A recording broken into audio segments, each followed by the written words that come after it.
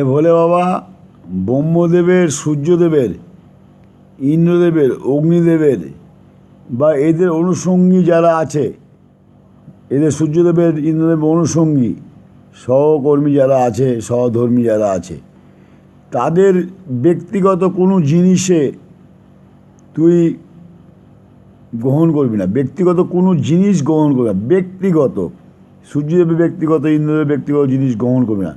কেননা পরবর্তীকালে সেই যে জিনিসটা তুই গ্রহণ করবি সে তোর খুব আপন হয়ে যাবে।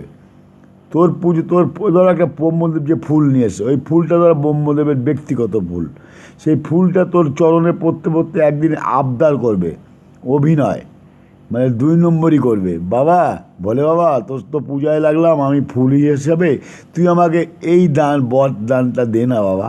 তখন তুই দিতে বাধ্য হবে। সুতরাং অগ্নিদেবের, সূর্যদেবের কোনো ফুল বা ব্যক্তিগত কোনো জিনিস